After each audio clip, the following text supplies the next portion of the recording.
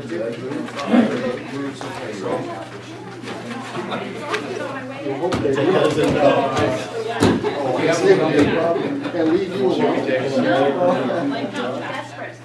I see. Bella, you ready over there? Bella got it. Is anybody ready for this meeting? All right, let's call this meeting to order, 7 p.m. March 14th, Trinity County Planning Commission meeting. Welcome all, thank you all for coming. Public comment, open public comment. Members of the public may address the Planning Commission concerning matters within our jurisdiction which are not listed on this agenda, and to request that a matter be agendized for a future meeting. No action may be taken on these matters at this meeting. Please come forward. Good evening, Commission. Justin Hawkins, Bayport. I think what I'm looking for an agenda item is maybe an opportunity for the planning department to explain the CEQA process that's now going on for cannabis farmers to the actual farmers, because there's not information being disseminated right now. And notices are going out for CEQA exemptions, or maybe not exemptions, but the farmers aren't even being told that it's happening. Letters are being sent to neighbors within 300 feet of the parcel line, and they haven't had a chance to even approach their neighbors about it. And as far as I understand CEQA, usually an applicant for a project would have a chance to talk with the lead agency to make determinations as to the impacts that they are developing during the process of looking at the problem. And I talked to a few people today and they didn't even know what I was talking about, but I know their APNs with paper. It's going to create problems. I mean, I think the commission knows how dangerous it is when neighbors aren't able to be told in advance of what's going to be going on. A lot of confusion can create enormous problems. And there's a few other problems within the way things are looking right now and the way it's being rolled out. And to me, it looks like maybe TAA's lawsuit was actually affirmed by the judge, because this looks like TAA's plan, what they wanted. So maybe the commission or the director could riddle me, you know, what happened, because I've looked at the ordinance and it hasn't changed since last year, really. And something has changed now. The ordinance hasn't changed. And now they're saying that we could actually have denials of licenses with discretionary review process. It can get bogged down in commission and board supervisors. We all realize how this works. This is very dangerous. I think TAA's decided to weaponize CEQA. And I suspect that since the nuclear bomb didn't work to destroy the whole program, they're now going to set up a scenario where exemptions are going to go public and they're going to have a chance to take individual applicants out and bog them down the process. This will never fly in Trinity. We don't have the ability to push this many EIRs through. It's a serious problem. Planning department's not talking to farmers. They're just going rogue as far as I can tell, because none of this is supported in the ordinance. Thank you. Thank you, sir. Anybody else?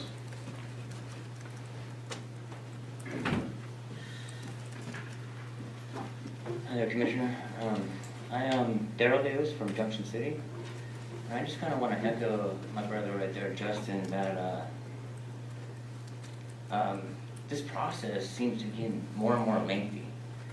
This exemption program concerning the cannabis seems like another ordinance all of a sudden. And my farm has paid for their fees, and I'm still, after 4 months, without my permit. I have a state permit license, but I don't have a county. I think I'm the only one in California. And I wanted to address also, my farm has an easement for State Highway 299 through it. And I'm being held up for an agricultural permit in a field that's historically agriculture. And yet I'm told Caltrans gets to drive through my farm and spray herbicide on it. Yet I still don't have a county permit. to grow a crop that has to go through stringent testing. I'm exempt from the state. How can I not be exempt from the county for this CEQA? We all are, actually. I strongly wish you could address that situation, because I'm about to reach out elsewhere, and I've been advised that to talk to you about this and see what you have to say. Thank you. Thank you.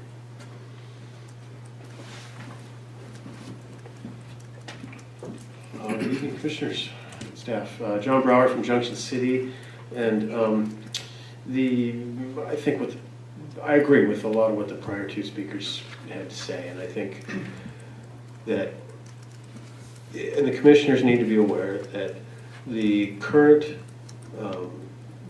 plan for commercial cannabis license renewals that's to be implemented starting now is a entirely new process, and it's being implemented right in the middle of the license renewal season. And we've already burned up half the month of March, and now we're going to try this whole new process.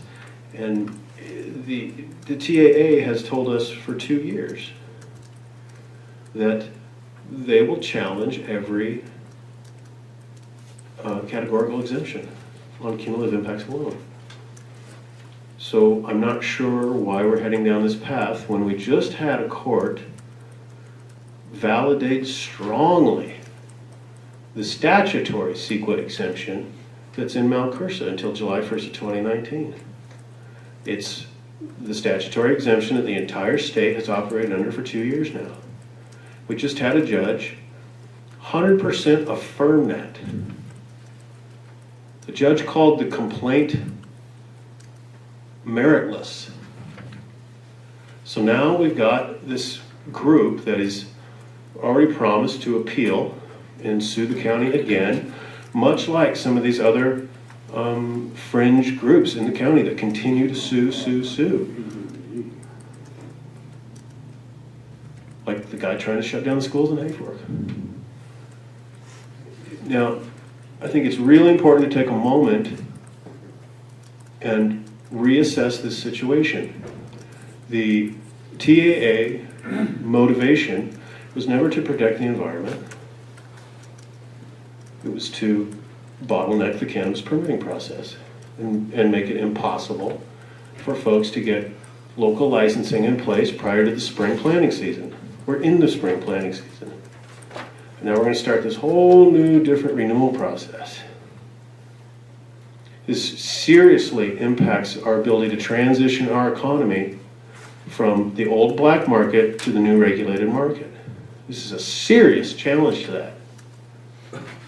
So I encourage the commission to take an active role in this and help offer some guidance here when it's needed at its most. The county prevailed under the statutory exemption in the court case. We should continue down that path. Thank you. Thank you, sir. Anybody else?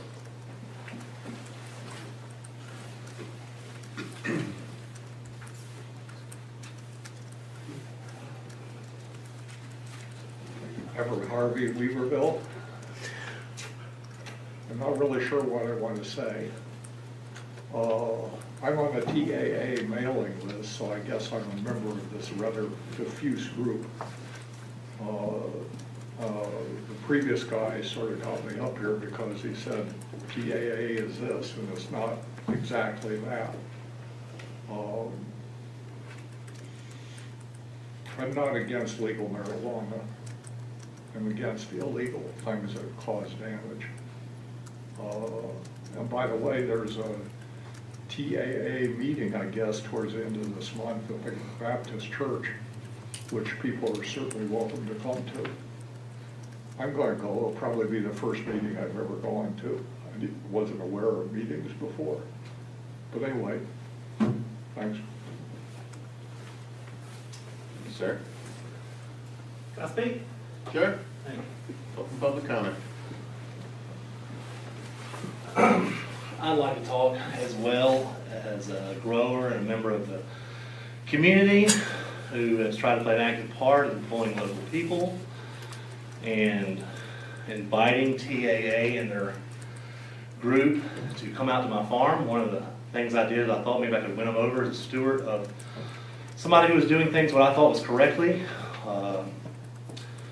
Sorry if I kind of get worked up here because it gets very emotional, because as we are in a position now where we were before, it seems like arbitrarily maybe my farm might be shut down either through actions of the TAA or through inaction or people not standing up for me. And I just want to say on the record, the dealings I've had with the TAA and Katie Quinn and the group of Goose Ranch Road was to invite them out to my farm.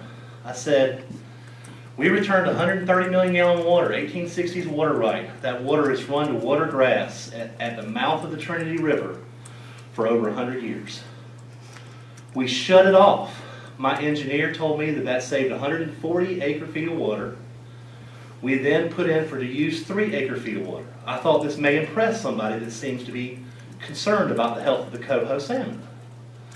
It did not. What Katie Quinn and her group did was contact my lender, find out if I was a resident to try to backdoor my license. These people only goal, and let's call it for what it is, it's also PUD. I mean, the board is essentially the same. As I'm fighting PUD right now, they're denying me power, telling me that Lewiston substation cannot hold another 200 amp service, which I have a senior lineman today show me that it does. I have this on record. These people are trying to shut us out. I met with them. I met with Paul and talked with him for over an hour about how important it is that we continue. Sir, Yes. this is the planning commission, it's not PUD, and I know it's not the planning commission and I know it's not PUD, but I think I have a right to describe the group and what is going on. And my concerns is I've put over $2 million into this community and employed countless people. I think I have a right to be heard in the only forum that I actually, there's no one to talk to. I can't go to the planet, there's nowhere I can go to have all y'all in the same room at the same time. Here we are again facing possible shutdown that could bankrupt me. And I just don't appreciate it. I want someone to stand up for me who took my money, by the way. And no problem taking my money. I would like for that side to be heard. Thank you. thank you.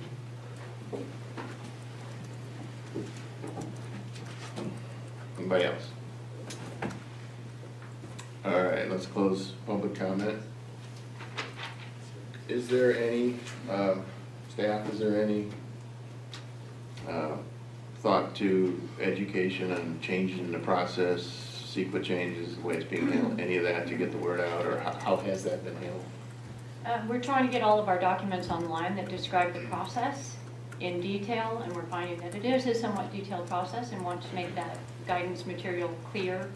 So there is some online right now, and we're adding to it and should have it we've been progressively adding to it. There's about 5 things that we have all together that describe what that process is.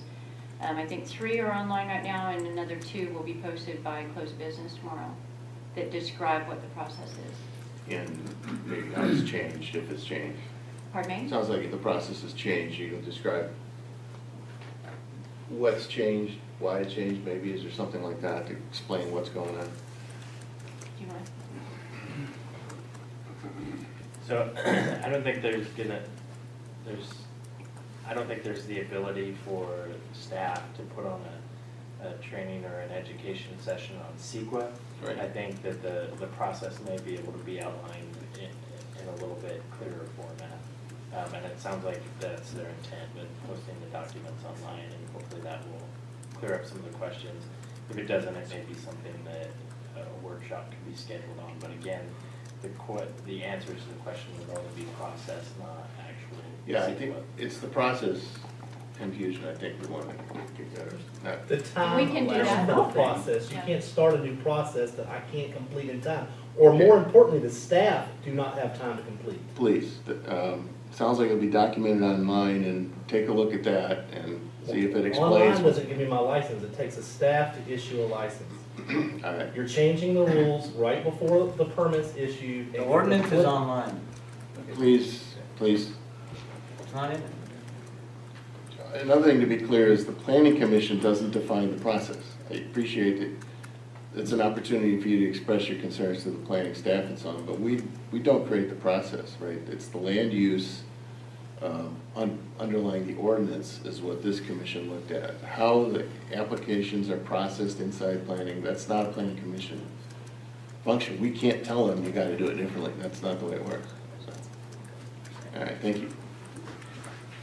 All right, let's move on to item number 3, which is minutes from 3 different meetings. Commissioners, do you want to take them separately? Were we all at all of these meetings, or was I at all these?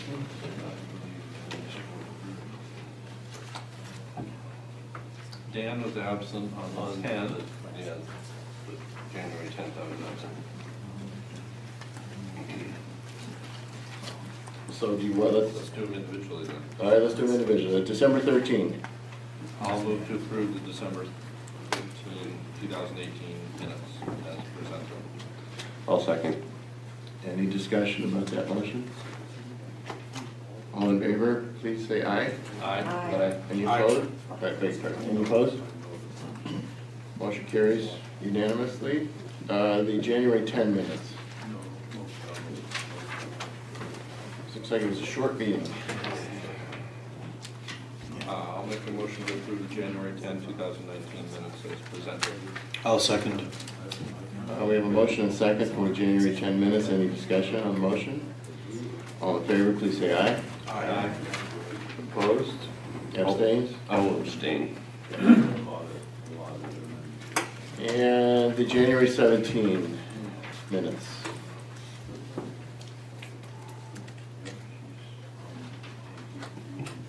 Any comments? I'll make a motion to accept the minutes as presented. I'll second.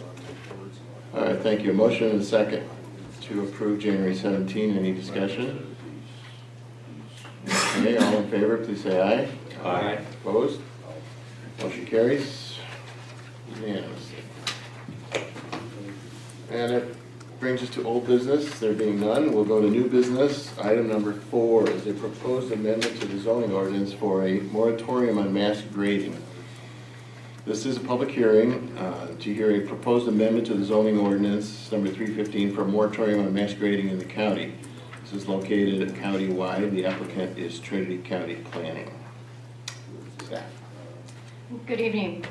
I would like to first introduce David Colbeck. He is an environmental compliance specialist in DOT, Department of Transportation. And he, Rick Tippett, Andy Pence, a county engineer, and I have worked together upon this. The board asked that the planning department come up with a grading ordinance over a year ago. They requested that we work on it. And with workload and limited staff, we have not been able to get that done. The moratorium that we're proposing this evening on mass grading is an interim step to getting a complete grading ordinance done. It's a moratorium on mass grading, large areas or large volumes. As defined in this ordinance, we're considering mass grading to be over 20,000 square feet or greater than 800 cubic yards. David will give you some examples of what is and isn't covered by this. And if you have any questions, he'll probably be the one to answer them. Good evening. It's good to be back here. About a year ago that I was last presented in front of you for an M&D for a DOT project. So this has been in the works for some time. The discussion has been going on for years. That we've talked about that before. That for decades the county has been talking about the need for a grading ordinance, and this is our first step now to producing something. It is specifically targeted at mass grading as described in the staff report and the ordinance itself. Can you hear me okay, by the way? I can hear. Can everyone hear him? Thank you. So first I would like to point out, as Leslie stated, that it is targeted at a certain square footage or a certain cubic yardage. So we were intending only for the biggest projects really to be impacted by this ordinance. But there are also a number of exemptions that are relevant, and those are located within the ordinance itself on page 8, I believe, of your packet. Page 3 of 10 of the ordinance itself, exemptions under section 1 through 4. And our intent is that if a grading project has a director's use permit or a conditional use permit, if that project is over the threshold, 800 cubic yards, then it is essentially exempt. It has gone through a ministerial process where it has been reviewed and it has been determined that the protections are in place, that the project will be adequate. Beyond that, there's a number of items here, including county agency, utilities, sort of trenching or septic fields that are reviewed by county agencies, mining operations, timber operations, fire breaks, parcel maps, subdivision maps, all of which are going again through agency review.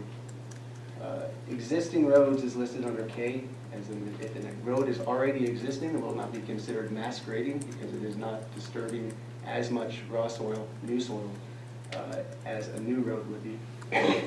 Again, fire protection with some constraints about the ability to cut vertically or fill vertically above 2 foot.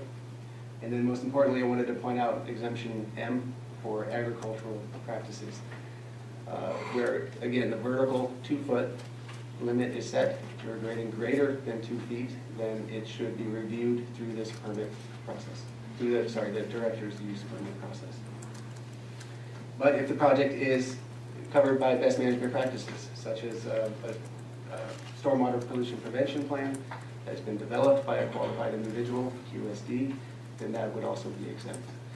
So there are quite a number of exemptions that are targeted, meant to allow projects to proceed, unless, again, they reach those specific thresholds that we define as mass grading. We put together quickly a packet for you just to show some examples. It's available in the front here, if people would like to pick it up. These are just a group of photos that we put together just as an example. Many of these are related to cannabis projects, agricultural projects. That was not the intent to focus this specifically on cannabis, but honestly, because inspections are being made of that type of grading activity with the standard permit process through the cannabis program, they were easily available photos. The first showing an excavation of a pond in a flat area that would more than likely, and again, this is more than likely, I'm not going to claim anything specific about any of these photos, would reach both thresholds of greater than 20,000 square foot and with the soil disturbance greater than 800 cubic yards, volume of material moved. This is just a snapshot of the site, but again, exemplary. Second photo on page 2 shows the concept of cutting in an access road and a building pad, which is an agricultural project, as you can tell by the intent there, but it has cut greater than 2 feet, 2 vertical feet. It is filled greater than 2 vertical feet. Next photo. Again, in the face of it, shows greater than 20,000 square feet, but begins to highlight some of the concerns that we have about mass grading. Potentially uncompacted fill on steep slopes. This picture does not show any sensitive biological areas below it. It doesn't show any houses or infrastructure. But with activities like this occurring, there's a real concern with the county that there's a public hazard created. There's a hazard to the environment that's created. Unstable slopes that could potentially erode, gully, a rill, and cause sedimentation to local water courses and resources of the state. Again, on the 4th page, similar condition of terracing with potentially uncompacted fill faces, potentially unstable cuts, without any BMPs in place. That's the same as the previous one, just from a different angle, right? It looks like that slash pile is sort of... It could be a similar site. Okay, I'm curious. Looks like it is. So to 5, moving through quickly, similar idea. Again, this is just illustrative of the type of condition that we'd be looking at. And 6, square footage area, much greater than 20,000 square feet, which is roughly half an acre.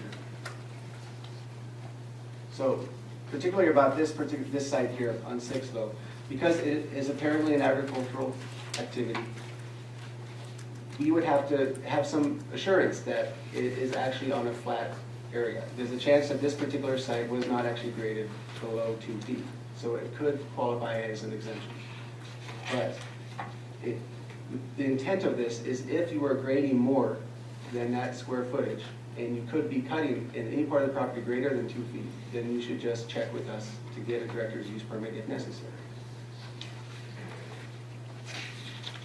Photo 7, again, uncompacted fill face over vegetation, which assures that it could not be properly compacted in 1-foot lifts or to any other construction standard. Loose fill. 8, a potential site for expansion, which shows the depth of some potential cuts.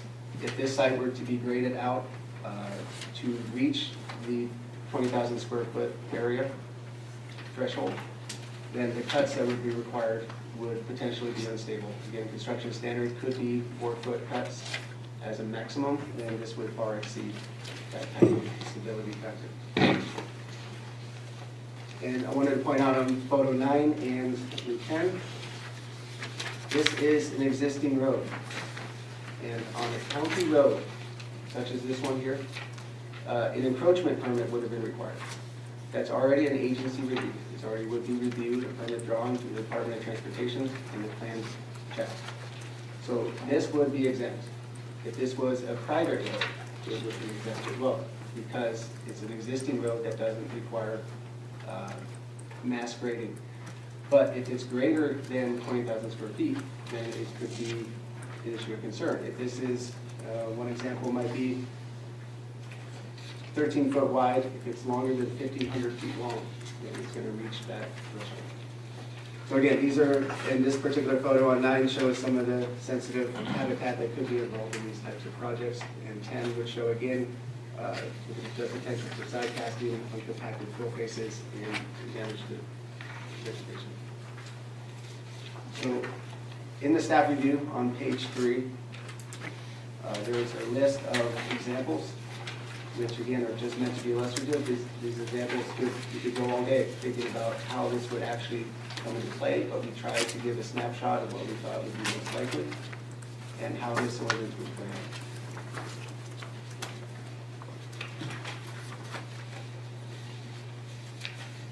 So with that, I'm happy to answer questions.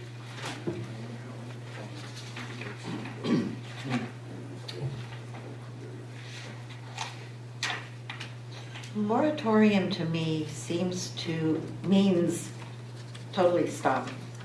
And that is not what this is, if I read it correctly. This is saying, put the brakes on slowly and check with somebody. And if it's okay, then you can go ahead with your project. Is that in fact the case?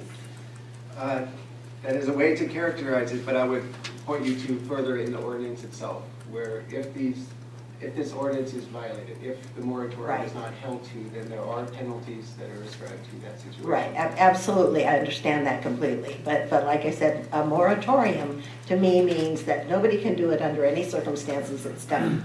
And that is not what this is. Yes, we are trying to allow this to move forward only with the proper checks and controls. So that is one way to characterize it. So is there a process where someone could apply for a director's use permit for grading? Yes, the By director's, itself? I mean, as opposed to any other reason, whether it was a 3-acre conversion to build a house or an agricultural operation or whatever. I mean, is there a process? this would create that process. This Yes, creates the the process. director's use permit is an established procedure Mhm. with the associated fees. So now there'll be one for grading, It basically. would fall, yes, under that same umbrella. Well, I guess I'm confused. I don't see in here where it says, I'm back where Diane was. What the language here says is, the moratorium prohibits all grading activities in the unincorporated area of Trinity County, including underground excavations and so on. And it applies to A and B, 800 cubic feet or 20,000. And then there is a list of exemptions, but nowhere does it come back and say, and oh yeah, beyond that, you could apply for a director's use permit and have a specific project outside the exemptions approved. Not A, 4A, any project that obtains a director's use permit? Doesn't say what the process is, but. Is that what that says? It's what it says. If you have obtained a director's use permit, then you are exempt because you've gone through a review process that we just spoke about. Also in C, any function that requires the director's use permit is also listed. So Okay. if you obtain one, you're exempt. If you're required to obtain one and do obtain one, then you're exempt. So any project that obtains a director's use permit, which you could get specifically to do grading. Yes. Okay. All right, thank you. I have one question or clarification, I guess it would be, when you were talking about the picture on number 10, an existing road and grading, you said that could be an issue if it's over 20,000 square feet. Would that only, in here, that pertains to new roads? That 13.3 feet, 3 feet wide and 1,500 feet length is new roads, and you were associating it with an existing road when you went through the pictures, so I was wondering, is it going to cover both, or is the existing road exempt no matter what? Yeah, I didn't mean to make any confusion there. So the intention is that you could create a new road under this if it is less than the 20,000 square foot threshold. So say you're on a ranch, you have flat land, and you're looking to install a fence, and you're looking to build a road so that you have access to the entirety of that fence. That's permissible because it's an agricultural process for one, and you're not grading greater or lower than 2 foot. But however, if you do create that road and you cut into a hillside in order to do it, then you would be cutting into something greater than 2 foot. Then that is something that we would want to check for safety and water quality issues. Okay, I don't think there's anywhere in Trinity County you can build 1,500 feet of road without 2 feet of cut. So if this, I'm sorry, I don't want to interrupt, but so what this is intended to do is if you do intend to create a road like that, but the impacts are minor, then it allows discretion within the director's use permit process to have conditions or a lack of conditions on that project itself. So it's situationally based where if you come in with a plan and the procedures that will be developed and show that this project really has minimal impact, it's greater than the threshold, it has minimal impact, we will check that, we will assure that that is true, and then it can be confirmed with minimal conditions. However, if you come in with a plan that shows that you actually really are grading significantly, or that you're grading for this type of road, grading more significantly than the site plan initially said, or that you are next to a water course that is particularly sensitive for some reason, or the BMPs are not in place that would protect that water course. We would then add conditions to that, to assure that water course is protected, and to assure those slopes are stable, and that it's constructed correctly. However, if you continue to build that road without this permit, then that is where the violation would occur. I do have a question as well. So under a director's permit or conditional use permit, any number of projects could go forward. Now, what is the standard for approval for this? Based on specific codes, or am I explaining myself? Anyone can come in and say, I need to do this specific project, I need a director's approval, okay, or if it comes to the planning commission as a conditional use permit, usually if it's a conditional use permit, we have our zoning ordinance, general plan, we have like a whole list of documents we can refer to and be like, is this applicable, is it not applicable, does it adhere to standards now, what are our standards? Because as Commissioner Stewart said, a moratorium would shut it down, but this is kind of leads to, well, we can go forward with these projects, but what do we adhere to, what do we refer to, what are the bases for this? That's fair, that's fair. So I mean, the basis is the ordinance itself within the zoning. But I'm sorry, but in terms of technicality, because there's a lot of technicalities when it comes to. So the procedures are something that we have begun to develop, and that would include a checklist that is all the information that we would require of any applicant for this permit, so that we know that we're standardizing the information that we're requesting, and we're standardizing the format that is received, so that we can evaluate the situation, the project, as best as we're able to. Those procedures are being worked out now, including fee schedules, including, well, like I said, checklists and assurances, all of that.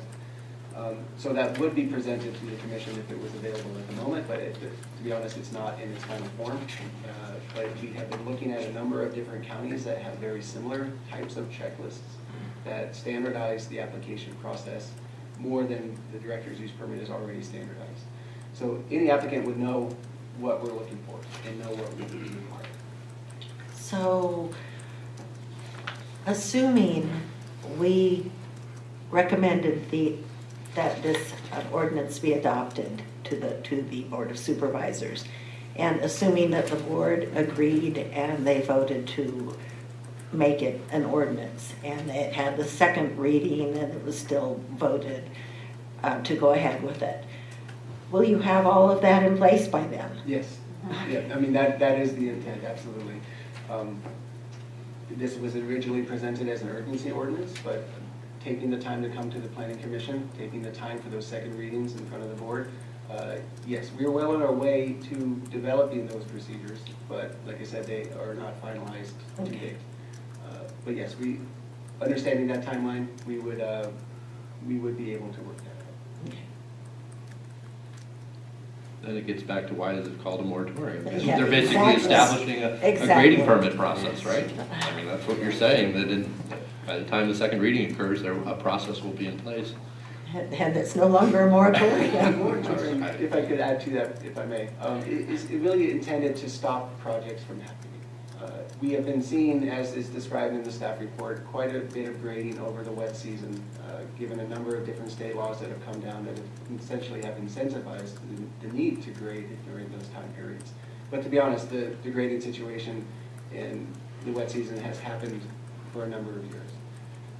So we began this process by really trying to stop what we saw as an impending harm to the environment and that was the intent. And so yes, I understand the confusion about the word, but we also needed to create a way to move forward. We needed to create a way for people to continue to operate with projects that need to occur, but to do it in a legitimate way that had some checks and balances. So yes, it's a moratorium intended to stop mass grading, but we also, again, create the ability for projects to proceed.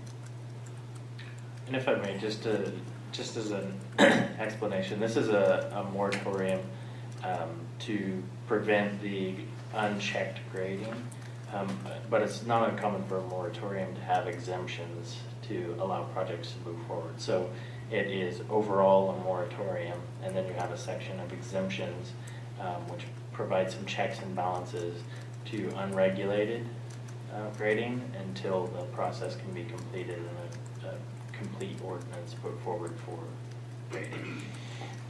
I think that's fair characterization of it. The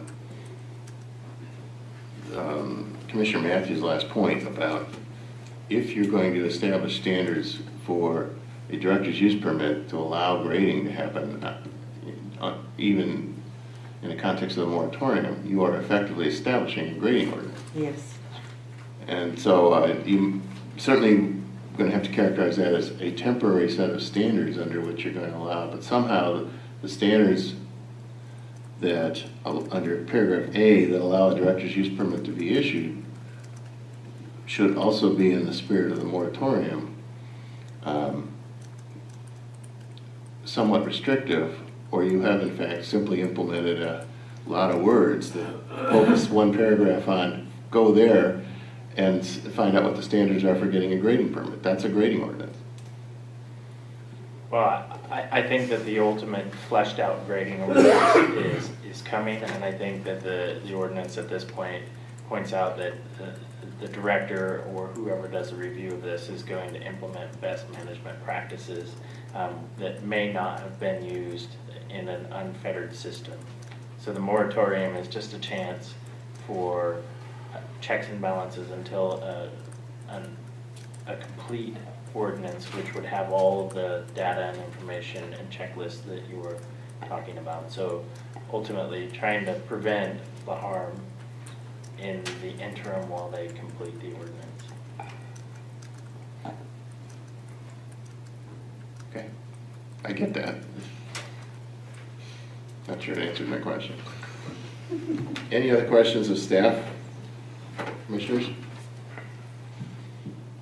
All right, then this is a public hearing. Let's open this to the public to comment on what you see.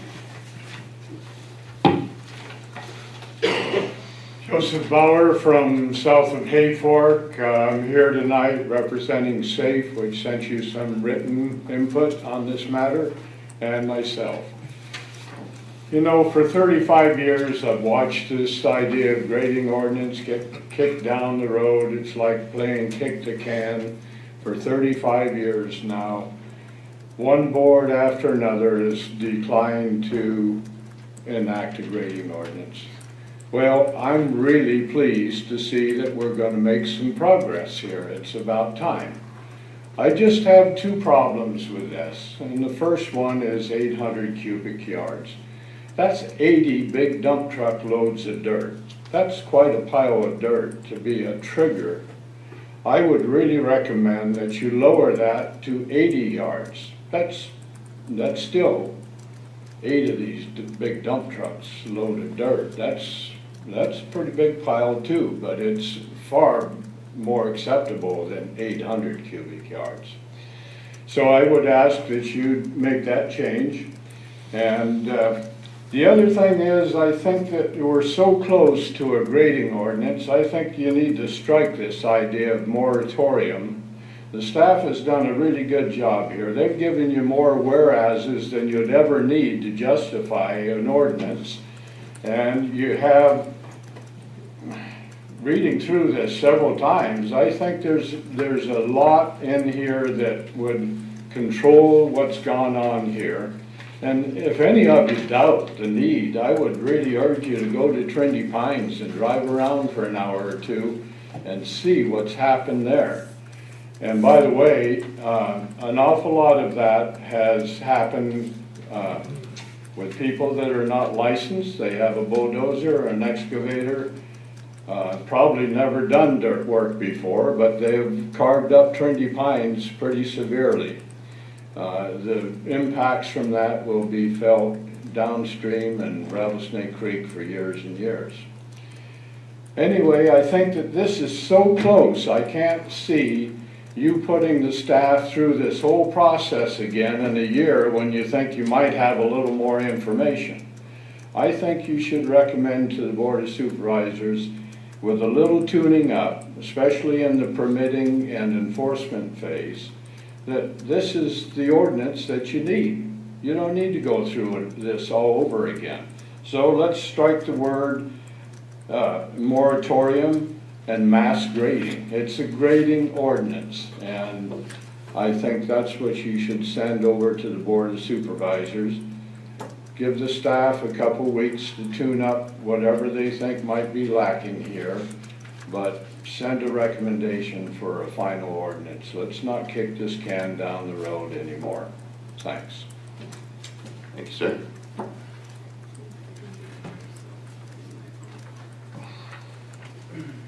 What was that about expensive technology? Hi, my name is Kate Blanchard, and I am here representing the Department of Fish and Wildlife. I'm a senior environmental scientist, and as you know, I think you're aware that CDFW is supportive of any kind of grading ordinance in Trinity County from our previous CEQA comment letters. But a comment that I heard at the previous Board of Supervisors meeting made me wary of the county's assumption that of our role in and the state agency's ability to regulate all the grading problems in Trinity County. So the comment that I had was related to the enforcement section on page 7. It talks about a person who conducts degrading activities that cause the waters of the state to be degraded, and degraded isn't defined, so it's kind of unclear what that means, but it goes on to, the way I read it, it seems to pass responsibility onto a state agency that, and it seems that the county is taking a back seat at that point in time, and I would urge the changing of this paragraph, because Trinity County does have the local land use authority, and they should not assume a backseat position if there is a violation. If there is a violation that affects waters of the state, CDFW and Regional Water Quality Control Board do have their own processes, but as you know, those processes can be lengthy. And for the CDFW process, it does involve usually going to the DA's office and having the DA actually accept a case. And so I think that in conclusion, I want there to be a passage of this moratorium. I'm supportive of it, but I do also want there to be some clarification as to the role of state agencies and their authority, and I don't want there to be the county taking a back seat. And when I do site visits with Shasta County and their code enforcement officers for grading violations, we work well together, and we each have our own process, but one agency doesn't take a back seat to the other. Thank you. Could I ask you a question, Ms. Blanchard? Yeah. What's the minimum, there's a minimum for a stream bed alteration permit, a volume of grading, right? No. I thought I remembered 50 cubic yards as, if it was less than 50 cubic yards, you were exempt from a stream bed alteration permit. Notification is required if you substantially alter the bed bank or channel of any river, stream, or lake. What is So it doesn't substantial? say, yeah, substantially is not defined, but it's not limited to a cubic yard or discharge or setbacks. There's no defined setback where you don't need a stream bed alteration if you are a certain distance away. Thank you. Hmm?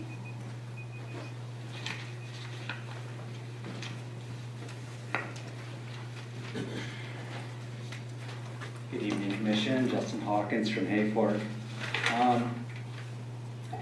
There's certainly a lot going on in here, and it does resemble less of a moratorium. I think everyone's correct about that.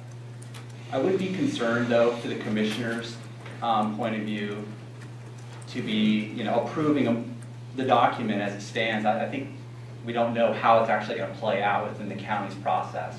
There's a lot of devil in the details always. Reminds me of what's going on right now with the cannabis project, where there's CEQA noticing going on and no one's being told.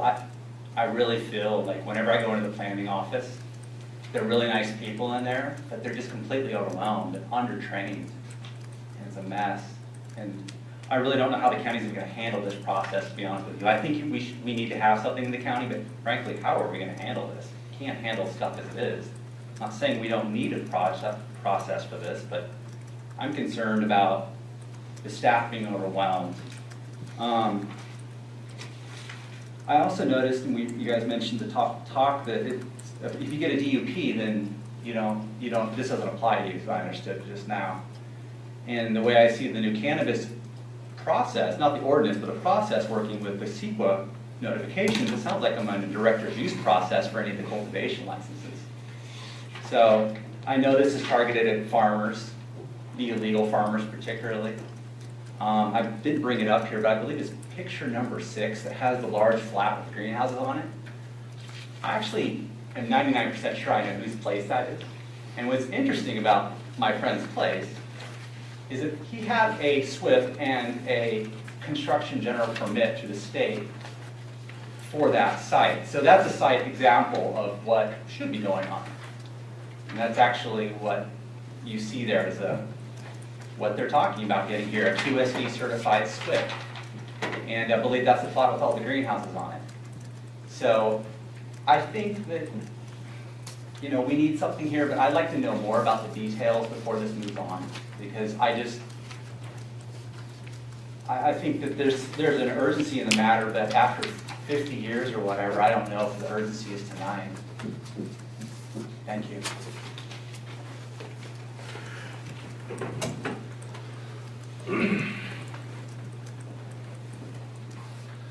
Sam Rangley from Weaverville. I would like to adopt a grading ordinance. I think it's something that has destroyed a lot of beautiful land. All you have to do is drive through Lewiston to see an example of why we need one. But I would like, I look on I see that there's a $500 a day fine. Maybe that's justified, but I would like to see a time limit placed upon y'all for issuing it. If we apply and you don't reach that site by that time, then guess what? We should get to move forward. And if you can't make these timelines and are upset about making it, then maybe hire some more people. But just like the cannabis permit right now, everybody's worried about the new changes. Are we going to have to do CEQA? Are we going to have to do this? And as someone who's taken a huge financial loss over promises made by the county that didn't happen, I would like to see something move forward with the grading ordinance that puts the county in responsible position too. If you can't get out there to get that site inspected within a reasonable amount of time, per se, before my permit runs out or before planting season, and it's going to cost me hundreds of thousands of dollars, then there should be a mechanism to say, well, you know what, we didn't make it out. Whose fault is that? Should everybody be punished waiting on something that, especially if you're engineered up? I mean, if you've got professional, nothing we do does not have a professional. There's no part of my permit process, my CEQA process, or anything that I don't find the best people I can find. But if I hold up my end, and because the county is habitually understaffed and underfunded, I lose. I just don't think that's fair.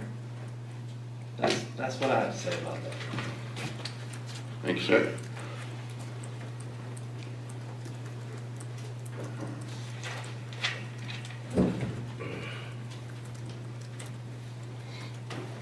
Good evening. I'm Casey Grady, Supervisor of the Cannabis and Enforcement Division at the North Coast Regional Water Quality Control Board. And I'm here to express our support for the proposed amendment regarding the moratorium on mass grading. As is documented in the staff report and known to your staff as well as my staff and many members of the community, grading threatens quality of waters waters of the state and waters of the United States through potential to affect wetlands, sensitive water courses, and threatens through the potential for erosion and sediment transport to water bodies that are impaired for sediment and other pollutants. So, as you know, the water boards have long been supportive of development of a grading ordinance, and we still are. One that will improve water quality protections, and I acknowledge that this doesn't resolve the need to develop a more comprehensive county grading program. I also acknowledge that sites with disturbance below the proposed thresholds and even some of the exempt sites may still pose threats to water quality. With that said, I think that this is really a great step forward to address those construction sites that pose the greatest threats to water quality. Many of which you've seen in the staff report with the pictures, and I've seen on the ground that could have benefited from an opportunity to had received some of these enforcement mechanisms that are identified here in the ordinance. So I guess with that said, there's a few things that I've noted in the ordinance, one of which there was a little bit of discussion about the definition of substantial. I noted that that's in here as well, not defined, not necessarily sure it absolutely needs to be. It appears that Fish and Wildlife didn't define it. I'm not sure it needs to here, but I just acknowledge that in MA there's a reference to substantial change to the natural contour of the land. What does that mean? I also was noting that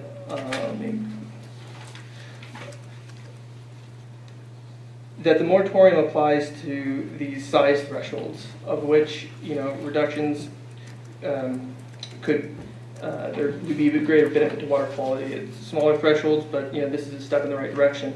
But it goes on to identify certain exemptions that appear that under those circumstances, it would apply in exceedance of those thresholds. But one of those exemptions is agricultural grading. And so agricultural doesn't appear to be defined relative to cannabis, and that I just think that it would be helpful to have a little more clarification that those size thresholds apply to that category. And then perhaps there was also some discussion about water courses. I think it had to do with these, with development of a road near a water course, and I didn't see that identified in here. To get at one of the comments about thresholds for fish and wildlife, I'll just point out that for the water boards, all work in streams and wetlands requires a water quality certification. And so I guess those are my comments. Thank you. Thank you, Casey.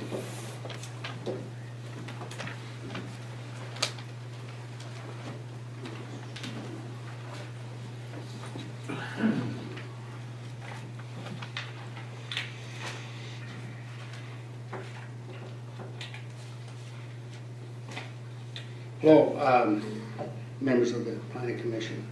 My name is Chris Cross, and I'm from the Douglas City area, right directly. My wife and son and I own Cross Country Incorporated, by definition, your definition, a mass grading company. We live and work in Trinity County. Our home and lifestyle is threatened by a mass grading moratorium. As written, you're putting us out of business. As a mass grading contractor, interaction with planning would be appropriate. Thank you, Leslie. And I wrote this before I spoke with Leslie. Anyway, to toot my horn, I got to tell you this. As a contractor, Cross Country Incorporated is experienced working with federal agencies, including U.S. Forest Service, BLM, U.S. Fish and Wildlife, National Parks, Trinity River Restoration, and others. State agencies, including Cal Fire and Forestry, Fish and Wildlife, Water Quality, Caltrans, plus Shasta College and UC Davis. We've also worked with, I had to write this all down because I'm not very good at remembering things. I got too much gray hair. Okay, in Trinity County, worked with DOT, Department of Transportation, TCRCD, and 5 counties with Dave. And along with many private landowners, many timberland landowners, present and past timber landowners.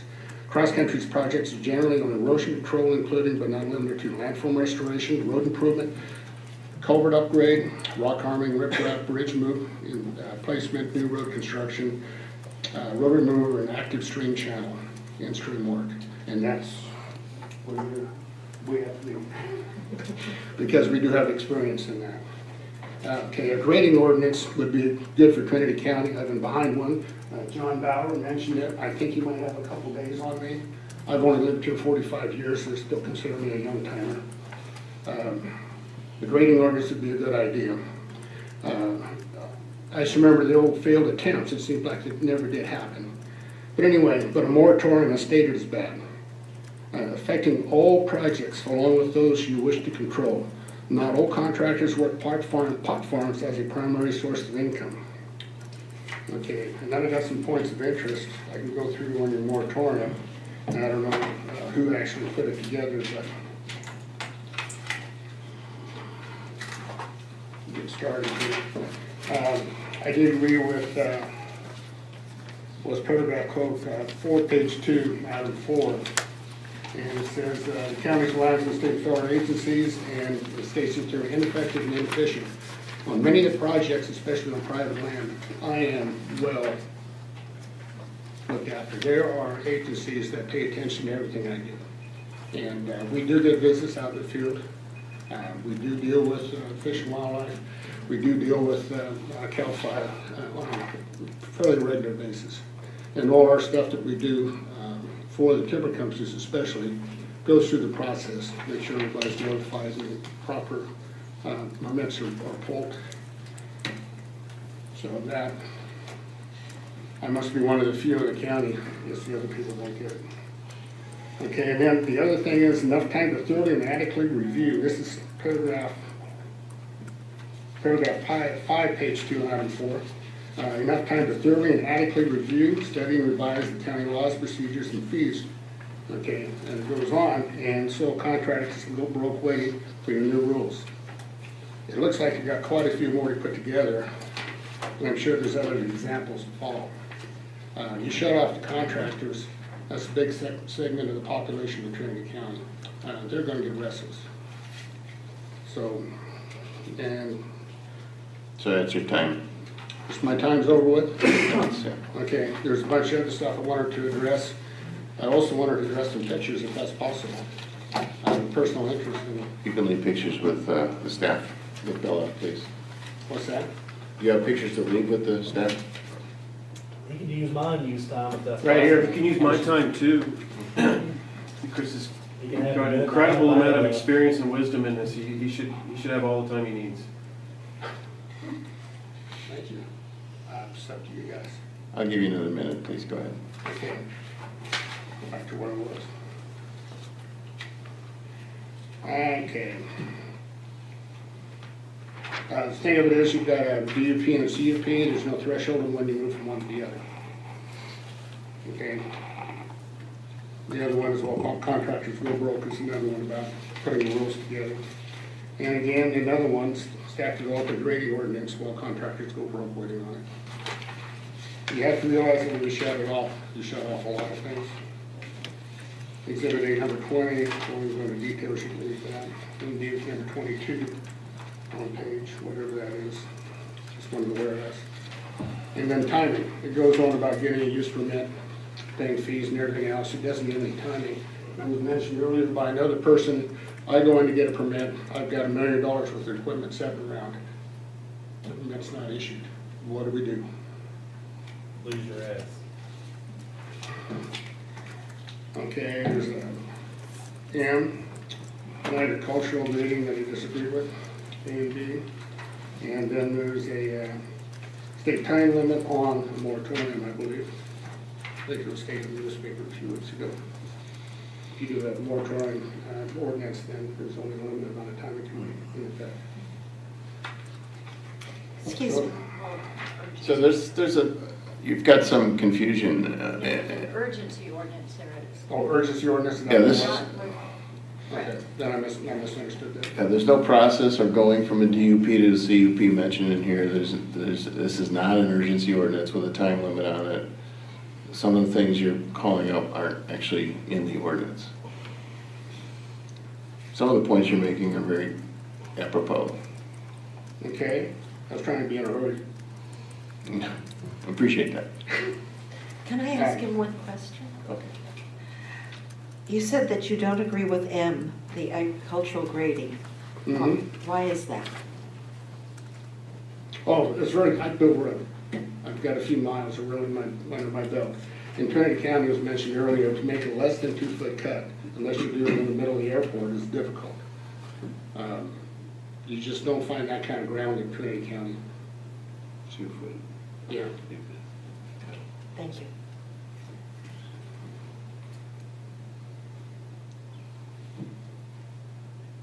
Is that it, sir? No, I'm lost. Okay, but thanks for the correction on the state time limit, because I didn't know that for sure. And then on,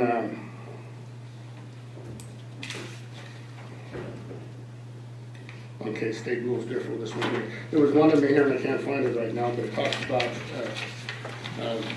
2.99 acre minor conversion, and then you can have subsequent acreages involved in that. I missed out on that. I'm not able to do that through the 3 acre minor conversion.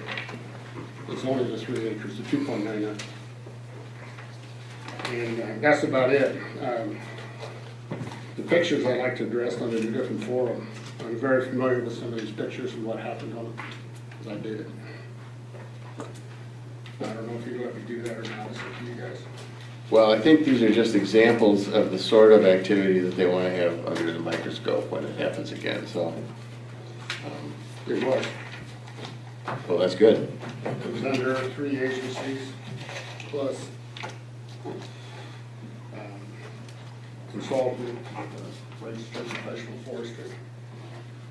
And Ms. Dunn and I both carry 2 licenses apiece. Okay, thank you for your comments.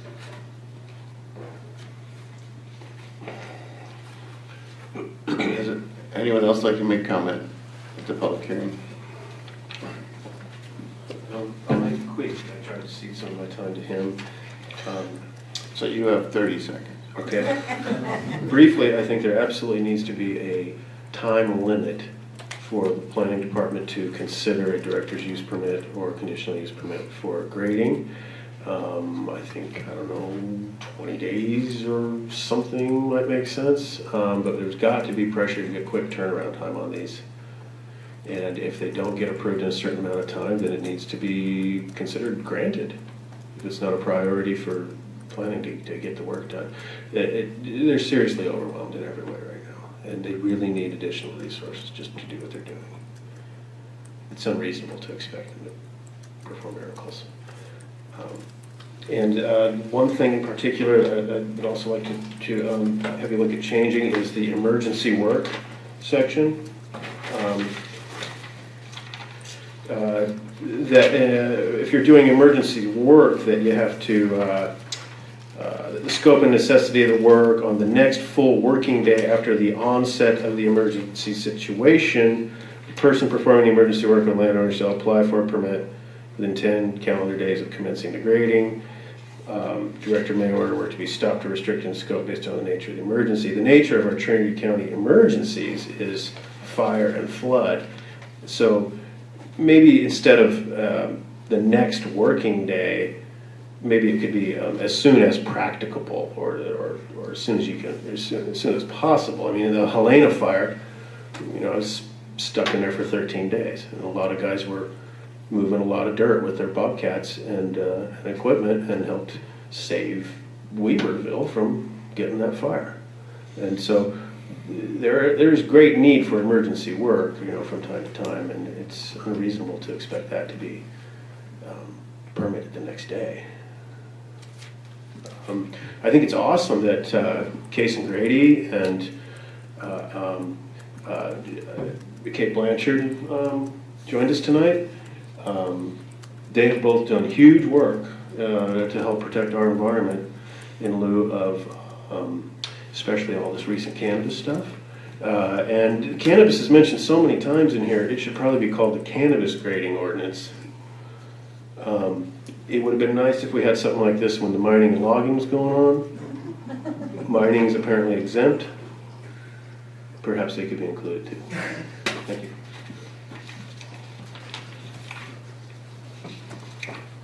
Anybody else?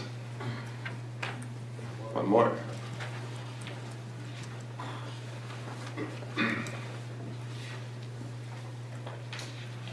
Hi again, Everett Harvey, Weaverville. I think it's important that you get something done now, and that there's probably going to be all types of people who will say, well, this is too big or this is too little. Unfortunately, I didn't get your moratorium packet until tonight, so I haven't read it. But I did look at Humboldt County's stuff a few months ago, and they have this little application form, you might call it. And they have much lower limits. They have 5,000 square feet, 250 cubic yards, et cetera, et cetera.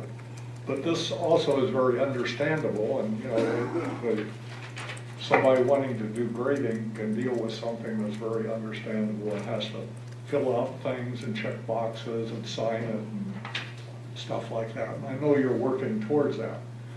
But what I'm concerned about is, if you can't have perfection, don't have anything. And you should go ahead and do something. And if you're then going to fine tune the ordinance, you do that later. But you need to stop things right now. And, just saying, well, we don't have perfection doesn't mean you can have something that's decent. And you can support legitimate contracting jobs, and you've covered a lot of issues there. And in a way, it makes it, to me, it makes people who are doing grading much more professional and much more trusting than some guy who just happened to buy a backhoe and decided to come make money this way and stuff. Anyway, that's my comment. Move ahead. Thank you, sir. Anybody else? Okay, then we'll bring it back to the commission and close public hearing. Thank you for your comments. Commissioners.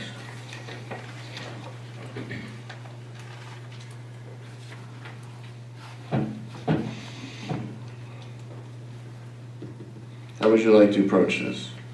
You want to speak to public comment points that were made? Do you want to go through the ordinance in detail?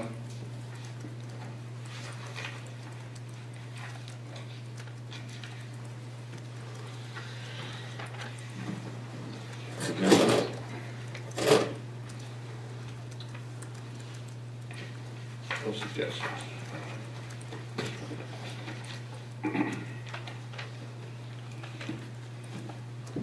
All right. With all of that good input. How about if staff can clarify some of the agency comments? Okay. Like there was discussion about changing the CDF and W changes in the enforcement section. Can you guys respond to their suggestion or? Personally, from where I said that is a valid point to be made, and it wasn't the intention of the whereases or the structure of this to put any of the onus back onto state agencies, specifically for the enforcement of the ordinance that the county has adopted. So I understand the criticism where they're pointing out in that particular section where it could be worded differently. There is a section, however, in the staff report on page 2, paragraph, fourth paragraph down.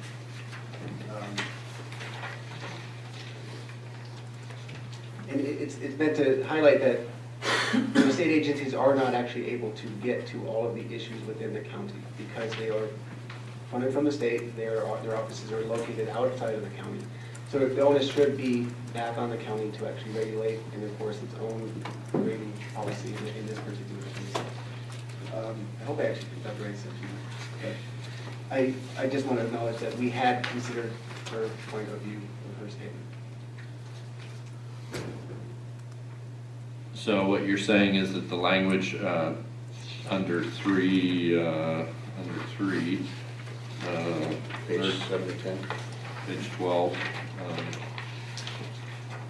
7 to 10 on the ordinance, handwritten 12, where it says the county public works department will notify the appropriate state agency and assume the position of responsible agency until such time as the appropriate state agency assumes authority to deal with the activity. So you're interpreting that to mean that you're going to take responsibility, and if they're not able to deal with it, the county's going to see whatever activity, whatever enforcement or that needs to be done. I mean, is that how this is going to work? I mean, obviously the ordinance has enforcement and penalties and fines and various things that to deter people from doing illegal activities. I understand the point, but I guess I would say that it wasn't meant to be worded that we would then cede the authority back to the state, that we would actually give up our responsibility underneath the ordinance that is hopefully adopted here. So I think the intent of that particular paragraph was to say we wouldn't wait for the state to take action. We would take action as the lead agency and continue to operate within the ordinance and whatever penalties or fines or violations that we saw fit, given this structure. And the state could come and take their own action on top of that. I believe that was the intent. If that's the intent, maybe tweak the wording to get closer to your suggestion. Okay.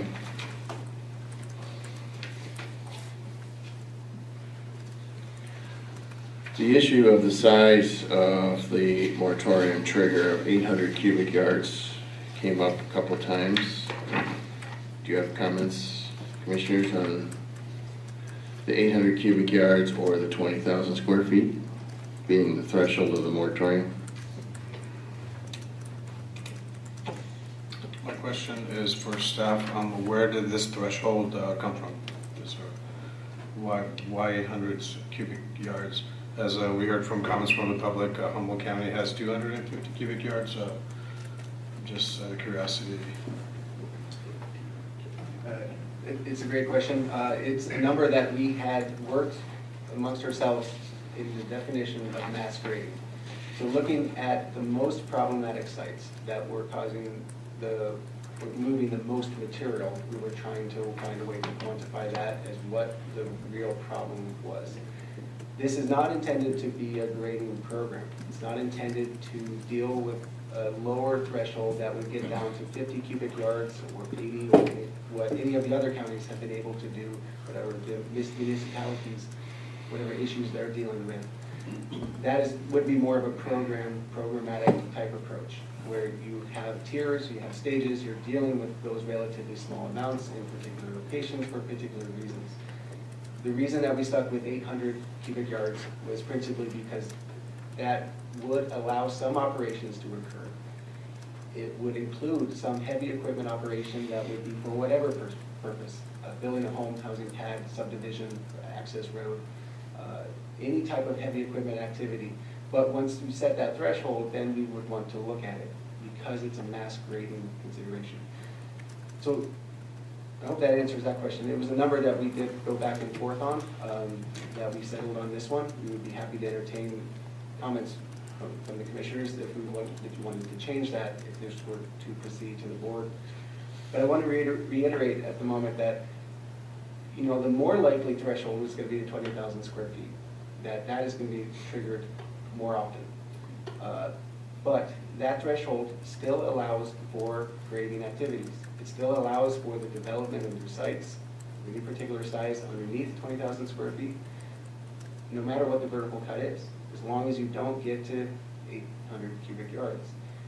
You can still operate, you can still proceed, you can still clear land, you can still have access roads, you can still do 3-acre conversions as long as you're not cutting and filling more than is required for the removal of those trees without checking or going through the DUP process first.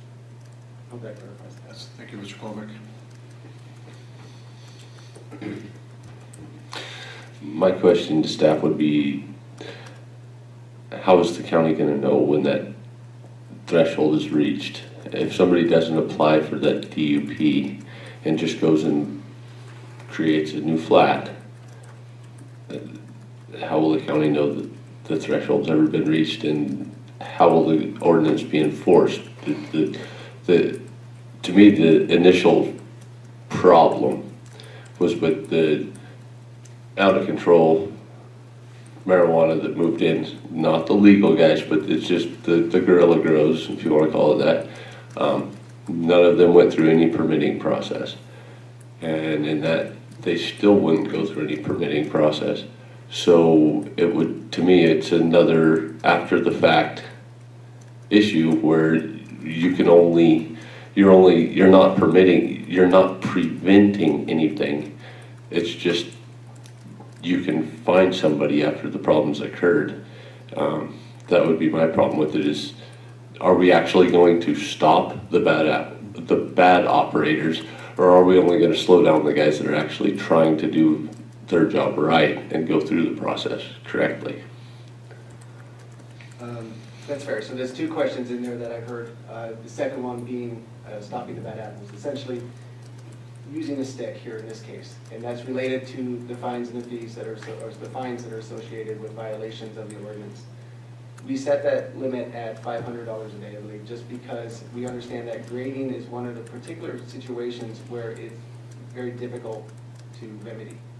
To go back and replace that landscape as it was before, to recompact, dig out and recompact some fill spaces can be very time-consuming and costly and almost just as destructive as the original activity itself. So to prevent an activity like this, that's what the violation structure is meant to do. Make sure it's publicized, it's known, and that if people are in question, if they're not sure if this applies to them or not, to have that process for the DOP open to anybody to understand how you're measuring their project and whether this would apply or not. Which gets to your second question of how we would know if a violation had actually occurred. In terms of square footage, the 20,000 square feet is relatively easy to establish in terms of land disturbance. The 800 cubic yards are a little bit more difficult if you're dealing with areas that are terraced, that are heavily sloped. Topography is difficult, but there are survey techniques, field survey techniques, not licensed survey techniques that would allow staff to go out and actually determine an approximation of how much soil was actually moved to begin with. And that would just be a measurement of the cut and the fill. It's similar in some ways to mine inspection operations, where if you're certified to inspect a mine for reclamation plans or for general operations, being able to assess fill material volumes and cut sizes and slopes. There are techniques, field techniques that are available to determine an approximate total cubic yardage. But how will you identify the fact that a violation has occurred? Will you be sending people out? Will it be a complaint driven? Will you be doing aerial photographs? I mean, you know what? Otherwise, I mean, I don't know how it's a big county. How are you going to know? Very true. I would say at this time it would be primarily complaint driven. Because of course we don't have the staff, or there are access rights to property for inspections for this type of ordinance, but the need to go there in the first place would more than likely be built off of complaints. If there was another mechanism, it would be through a grading program, where if you're doing any grading, excuse me, if you're doing any grading at all, that's one reason that the limit would be set at 50 cubic yards, because that's almost any grading at all, you would have to go through the grading program process. That is something that we don't have at the moment. Again, this is designed not as a program, but just as a moratorium on the lowest percentage of projects that are out there that happen to move the most amount of soil. So to answer your question again, it would be complaint driven. And being able to do anything else would be built off of a program structure.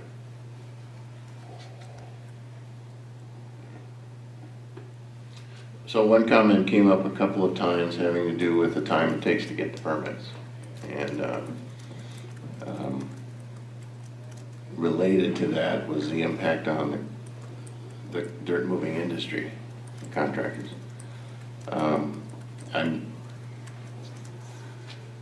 I would just like to hear you comment on the issue of the time it takes to get a permit, particularly if there's any recent examples on how, getting things through the process that are relevant analogs. But it could, if it takes too long to get a permit done when a project needs to be moving, it will effectively be a complete moratorium. Yes, I understand the concerns regarding that.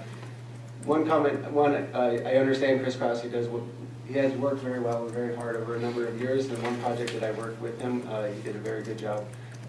This is not designed or intended to put contractors, heavy equipment operators out of work, but it is designed to show that there needs to be some check and balances for the process that's occurring on the field, in the ground, out in the field, on the ground right now. Typically, if you're going to go through a larger grading operation, there are going to be a number of agencies that are involved. And as Chris had stated in his comments, there's going to be a lot of people looking over your shoulder. And so this, again, is not intended to add a layer of complexity, an unwarranted layer of complexity to that process for an individual operation, but it is intended for the county to be able to take ownership of those activities and to be able to have a say in what is going on for the biggest projects. So again, typically for a large project, there's quite a long period of design. You're going to be working on those plans for a while, honestly, and you're going to be going through any number of checks and balances. So to the point of whether the county is going to become another bottleneck in that process, again, that is not the intent, but it will rely on our procedures and how those are developed. And so that is the intent behind the checklist that we have already initiated. We've already started to put forward. A sheet was held up here about the Humboldt, I believe it was, that process and what that could look like. The quality of information that we would get, that we would require to make a decision on the county side, would be incumbent on the applicant to be able to put together an application that actually makes that work well. So there's some leniency involved here. We can work with people as quickly as possible if the information that we're getting is put together correctly and concisely in a way that we can work quickly. Then I don't know that this would be as big of a bottleneck as the concern exists. I understand the burden on the planning department. I understand that. I work in the Department of Transportation. I work on decomposed granite permits, which is already an existing ordinance. Those have not been held up by any means. Encroachment permits is almost a daily process in our department. And this type of procedure would probably take some interplay with some engineers to understand what the projects are looking like. So it would be not just on the planning department, and that has been used quite a bit, but on public works as a whole. Again, the procedures have not been built out to know exactly how that work would be divided up, but that would be the very next step. So is it fair to say that because you are really looking at the largest projects, that the volume would not be huge, which would assist planning to get the response out quickly? Yes, that is the intent, that we would be dealing with a relatively low percentage of the overall grading project in the county. The exemptions, again, are meant to show that. If you have a timber harvest plan, you're exempt. If you're in a mine, you're exempt, because you already are overseen by the county as lead agency for mines, for example, and state law, SMARA law, the Office of Mineral Resources.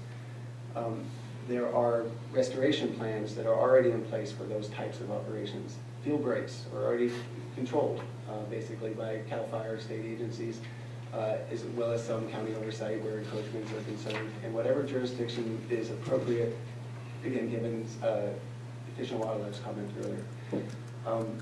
This is meant to be the lower, a smaller portion of the pie here. This is meant to be those sites that are doing the most potential harm.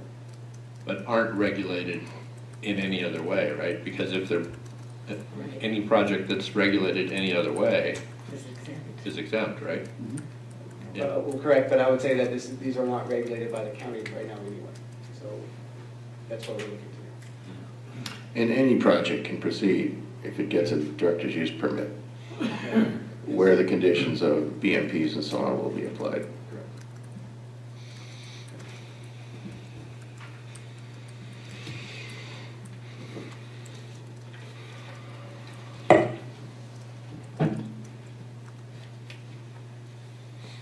There was a question by the Water Quality Board, Case asked about the agricultural grading and as to how the limits clause applies to paragraph M. So the exemption, if it's more than 2 feet, then you're back to 800 cubic yards and 20,000 square feet. More than 2 feet of elevation. Correct. If it's less than 2 feet of elevation, how do those apply? They don't apply. They don't apply. So it's an exemption that allows, if say, sorry, maybe you're. No, go ahead, please. If you're on flat land, essentially, then you're allowed to grade. And one consideration we had was, say, a vineyard operation, an orchard operation, a hay field, something like that, that would generally require grading over a large area in terms of plowing or reshaping soil or whatever it might be. Ditches, drainages. The idea is that you're following the natural contour of the land. So you're not creating a sedimentation source that is excessive. So you could grade a lot if you were staying below the 2 cut threshold. You could, go on for miles, honestly. The assumption here is that in those low-lying areas that may be prone to agriculture or not prone to heavy degradation of any, say, natural resource, water course, anything like that.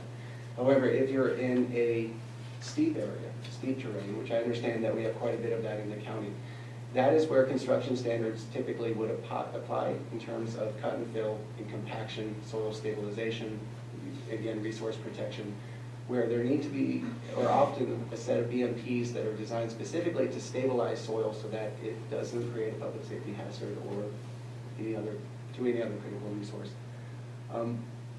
That, in our mind, was a logical step, that it is really sort of geared toward this steep country, terracing, large cuts, large splits, large flattening of surfaces that are leading directly to water courses where, again, based off hydrology, water picks up speed, it increases erosional force. That is the intent. So large-scale grading for agricultural purposes while following the contour of the land, you could do quite a bit. Okay, thank you.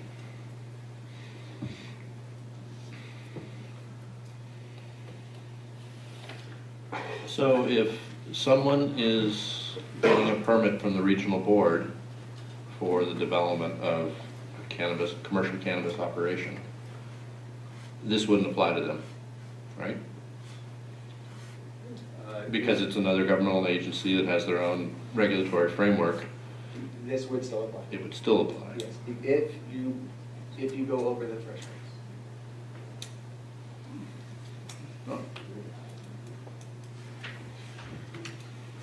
Director Tippett has his hand up.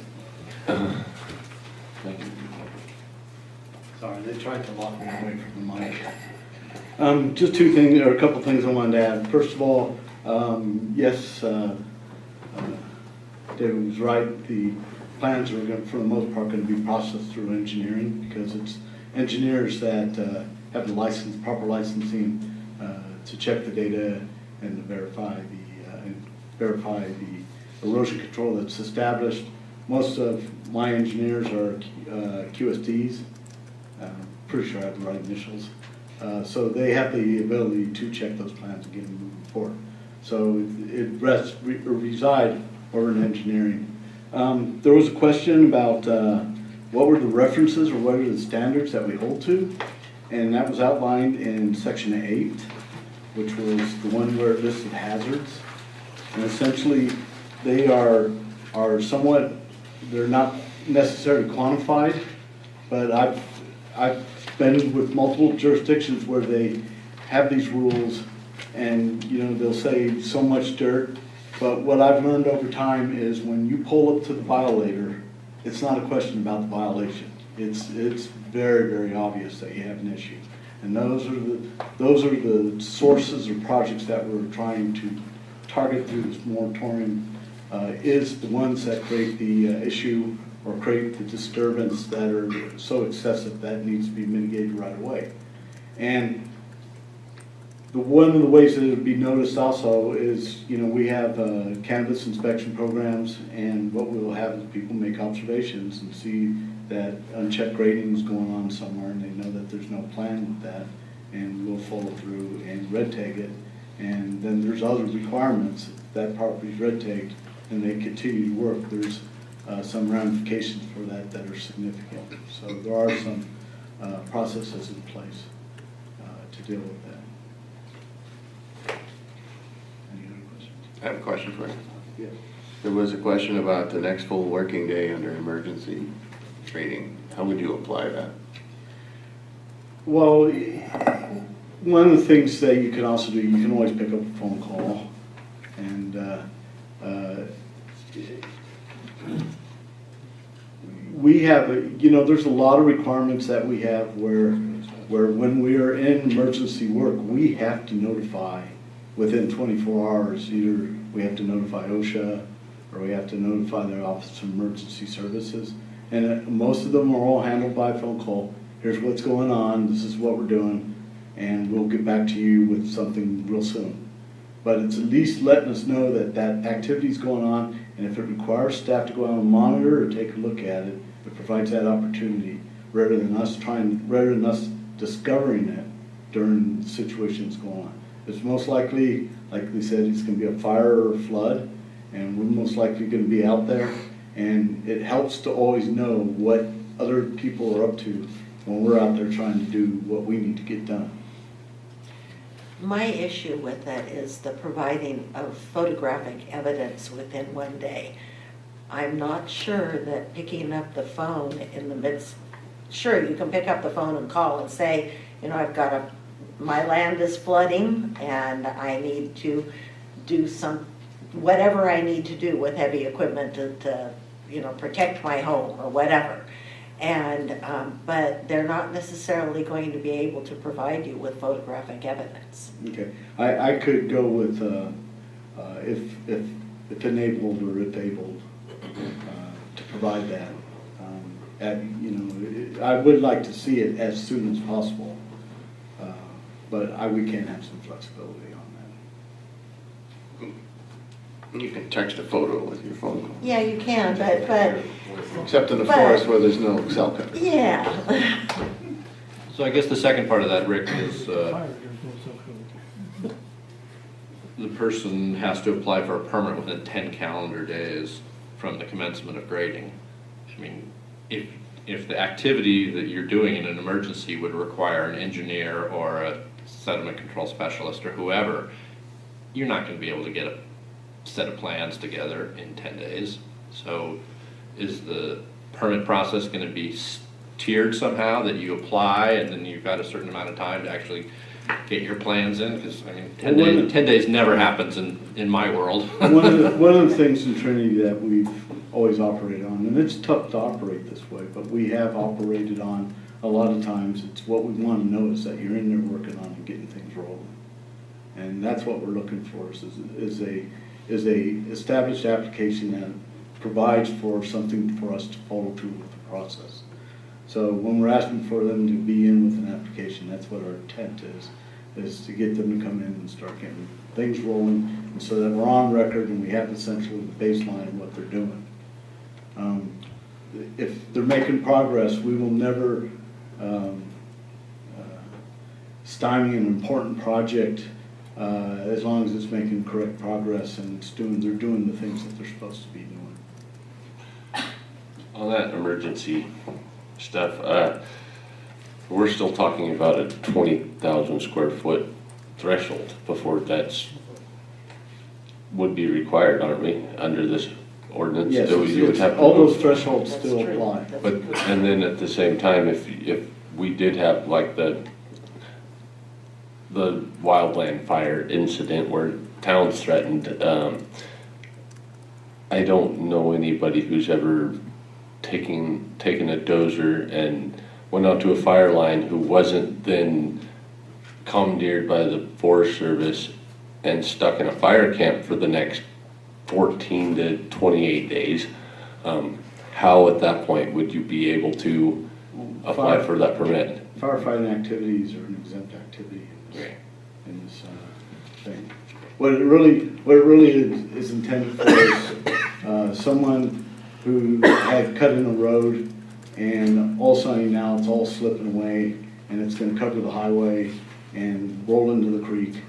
And you know, now they've got to move. They had a smaller project, now they have a much larger project because of a big slide, and they got to go and move all this material. Those are the things that we want to be aware of so that we can do coordination with that homeowner, and we could do multi-jurisdictional coordination with state agencies to make sure that all the things are done. Remember, emergencies, things are always a lot different than what they are when you're kind of rolling along with something that's planned. Mad River Road is a real good example. We wanted to put riprap out there. They said no, no, no, until the river started eroding under the road, and then once it got under the road, they said, okay, go ahead. We put all the riprap in the river you need to keep the road from going. But my point is in that emergency, they allowed for a different standard than what they did during the normal process. Did you get a plan in place 10 days afterward to fix the road? To fix the road? Yeah, we had to send a plan to Fish and Game as to what we did. What you had done. Mm-hmm. Okay. Thanks, Rick.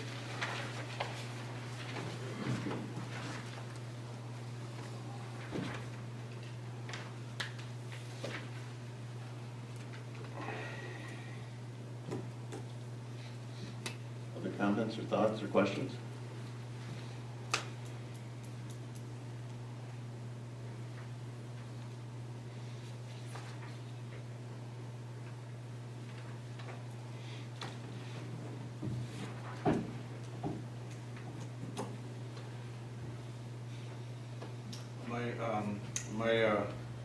In light of a couple of comments from Mr. Colbeck, that it appears that the process is really close to completion.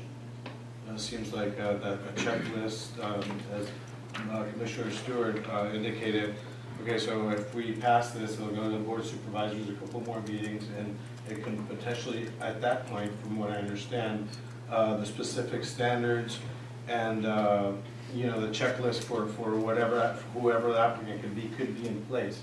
So my concern is, in light of really good comments received from the public and the professionals present, I appreciate the intent of passing this and curtailing those illegal activities that are causing the most environmental damage. But after waiting 35 years, if this is not happening, is there really a pressing that we need to move forward with this tonight, and we cannot wait whatever the time frame would be? I guesstimate 2 months, perhaps, to have like finalized grading ordinance in place. I'm more inclined to waiting for that time to actually we see the full picture. I've heard from several the intent, and I appreciate how intent's carried, but it appears to me that this ordinance could be revisited and tweaked, and just something more full-rounded and robust could be presented, and we can move forward with that. That's my comments. I'm concerned about subjective approvals, and just as with staff deficiency, the time frame to get permits. Those are things that come to mind.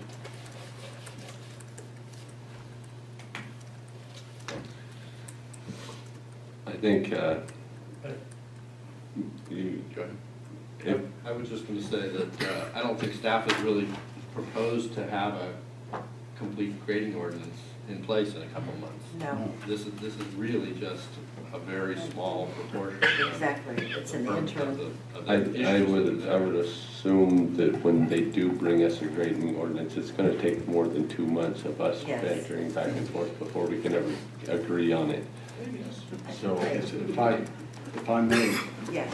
the grading ordinance, I've been through a grading ordinance process to develop a grading ordinance that would be acceptable by the community to address all the issues from mom and pop's little grading job to these big grading projects that we're trying to stop. It takes months, a lot of months, a lot of meetings, and a lot of back and forth. We do not have those resources right now, as everybody's mentioned, to do that. So that is why we're trying to tackle a very specific thing. It's kind of the popular saying is pick the low-hanging fruit. That's what we're trying to do right now, is just address a particular section of the problem that we have. But it's a small section, but it makes up the large majority of our problem. And so that's why we're trying to move this forward expeditiously. But my biggest concern has been is that we get bogged down on the overall process. And if we get bogged down on that, we will not go anywhere for quite a while. And I absolutely agree with that. We really need to move forward with this. I can see no point in waiting. 2 months isn't going to get us anything. Is that a motion? I suppose it was. Did we get, does this require findings, it being an ordinance? Yes, you should make some findings as to Yeah, there's moving a, forward with the ordinance. there's a sample. Let's see it. Good that you can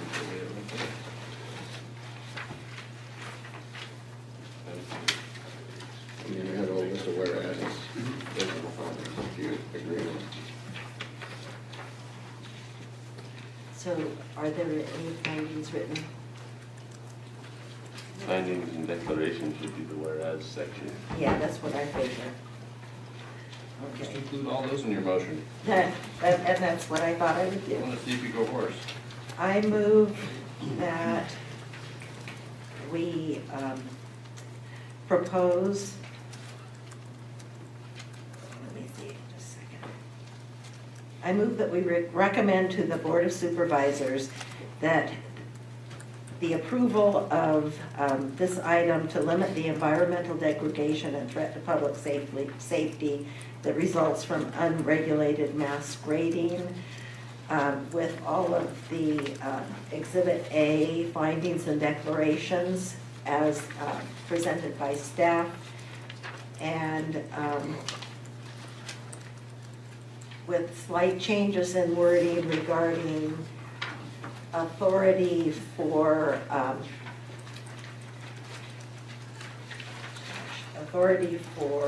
something. For penalties, equal authority for penalties with other agencies. And let's see, there was one other thing. And that photographic evidence be provided as soon as possible for emergency work.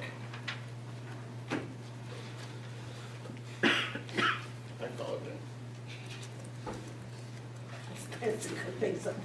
That's a great motion. I will second that. Now, when we have a second. Okay, did everyone follow that motion? It's accepting the ordinance as written, our findings are on the whereases, and the two changes. CDF, the comment about the CDFW made about it, the agency language on enforcement, and the picture as taking photos under emergency conditions and submitting those as soon as practical, possible.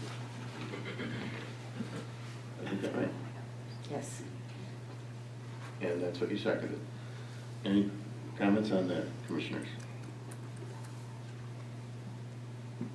No.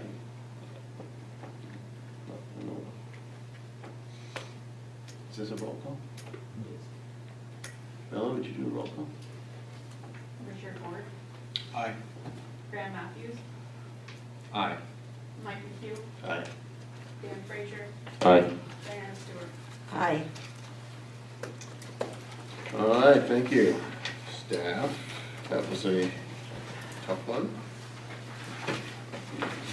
Moving on to item 5, matters from the commission. Commissioners? I do have something for matters of the commission that might be interlinked with matters for staff. I'm curious of the stance of the Mountain Community Health District, modular buildings. You know that it originally was proposed to come back within a month's time. Now it's mid-March. I read some comments in the newspaper last week that apparently Aaron Rodgers claims that the county has all the information he needs. I just wanted to know if there's any updates to this or any time frame into this might be revisited. Yes, and we're trying to get that scheduled for next month, onto a planning commission meeting sometime next month. The end. Okay. Thank you. Yes? There was, at the January 17th meeting, Chair McHugh requested Director Tippett report back with his findings about the work that was going on at the Smith tailings. Yes. I was just curious whether there was an update on.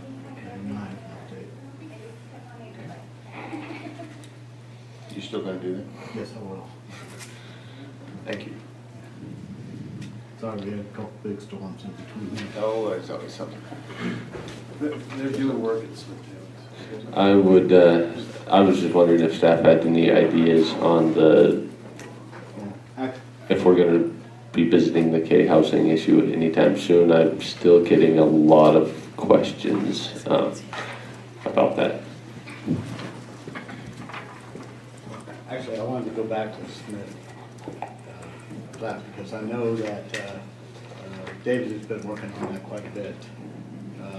In some of the coordination we had with Caltrans and the issues related to work that they've been doing, that they'd done earlier there, and that what they were supposed to do, so I'll turn it over to you. Sure, so I'm recently in charge of mining operations after Jan Smith's retirement. Was certified only last December, I believe, actually, to conduct mine inspections. Congratulations. It's a privilege. So we've been getting files in order, basically, but I'm well aware of the Smith tailing operation and some complaints that have come through about it. And we have been on a site inspection to look at their current operation as well as where the material and how it's being dealt with. Currently with these current slides as well as in the past slides. Looking at the reclamation plans, both the past and the updated ones that are coming out soon, conditional use permits. I will also, in some ways, claim that I could be moving a little bit faster, in part because of the CEQA process for cannabis and the EIR, as well as the renewal process. So I understand that it's something that I need to revisit soon, but I have had a number of conversations specifically on that side. Are they still operating during school hours? They were saying they were not. So there are I've seen still them. current. They are. There's still the current restrictions that are on the operation. But in terms of being able to address any specific complaints, that is what I'm saying that I can move faster on and should. We also outlined to them that the operations that they went through the last year with the bigger slide at French Creek was a grant of a special privilege during that time, and that they were supposed to come back after the fact and get permitting, or proper permitting for that site, and which they have not completed. So when this slide happened on 299 in Junction City, they were not yet allowed to use that as a disposal site, and the contractor went on to go to another site. No, they're dumping stuff there every morning. Transfer trailer after transfer trailer after transfer trailer. Saw one Follow up on Every day. Yeah, I saw it the other day. We really do want some enforcement on that. Their original conditional use permit was for restoration. We'll have to take a look at it tomorrow, and we'll verify with Caltrans. It'd be very surprising to state agency. From what I understand, they're dumping now at the Grange mine. I'm sorry to be informal about this, but aren't they dumping also at the Grange mine? I thought they transferred, Ron Construction transfer, they're dumping to the Grange mine. I've been seeing trucks going to both. Oh, really? Yeah. This is all speculative. I have to have the right people there tomorrow to observe it, so. Yes, Eagle Rock is taking the slide material down now from 299. They have a contract with the contractor, who has a contract with Caltrans, and so I have not looked into that specific private contract between Eagle Rock and that operator. Sorry, I was thinking the Grange mine for Updale, but yes, they do have a contract with Eagle Rock. And by the way, Eagle Rock is also under those same restrictions that they will go and update their plan afterwards. And one of the things in my discussion with Caltrans during this whole process was the fact that most of the fill sites along 299 are now occupied, for a better word, with their material, and that they really do need to spend the next year or two identifying new sites that are significant in size that they can go and pre-treat and have ready for a situation where they do have to do large disposals. I mean, if you go up to Buckhorn right now, you see some of the things that they filled up a lot of holes, and they're running out even there for space to store material. And so I wanted them to start developing that future space. I think the impact on the neighbors was the hours of operation as well as the quantity of material going to appropriate places, but it was causing disruption. We'll follow up on it. The biggest issue with the community was the dust from a rock crushing element of their operation that was never included in their original conditional use permit. Okay, sounds like we'll get a report back on this. There shouldn't be any dust. No dust, there's no dust this month. Any other matters from commission? Matters from staff? We will not have a planning commission meeting on March 28th. We thought we would. We will not. So we're into our next meeting in April. The April 11. And we will have 2 meetings in April. Okay. Thanks for that warning. Anything else? Yes, Caltrans had approached the county and some of the other jurisdictions in this area, advising us that they were going to be undertaking an herbicide application along state highway system. I want to be very clear that is not the local county road system.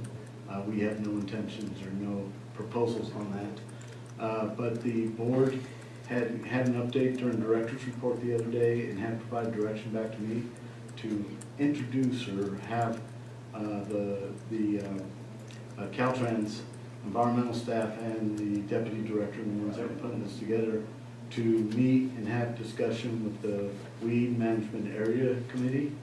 And I believe that meeting's taking place on, I couldn't find it unfortunately, but I believe it's taking place on Thursday here in this building next week at 6 o'clock.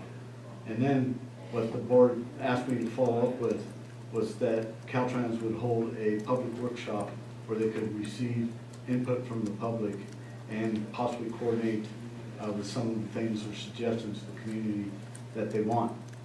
I want to be, the board sees, the state law says very clearly that the board or Trinity County has no jurisdictional authority over stopping them from spraying weeds.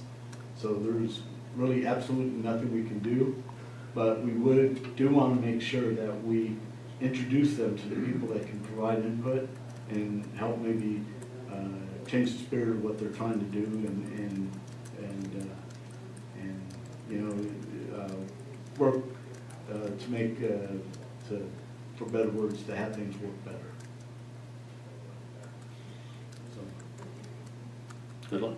yeah, there's a lot of accusations of cooking behind everybody's back, but we're just trying to have these meetings, and the board has asked us for a very specific way to do it.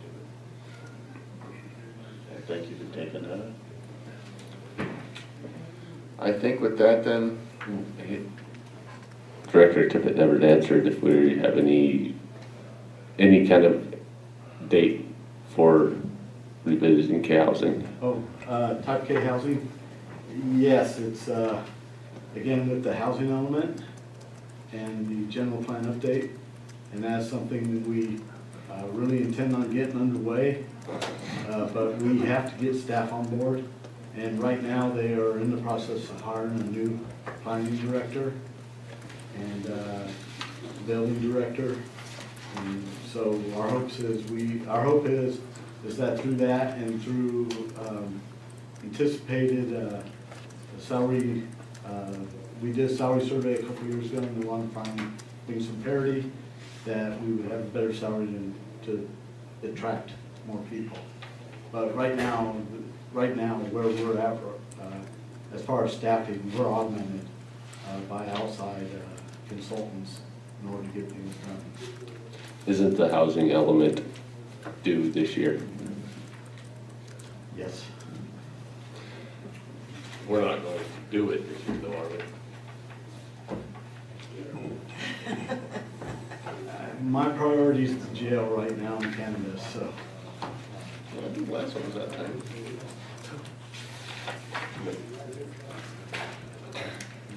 I think we're adjourned. Thank you all.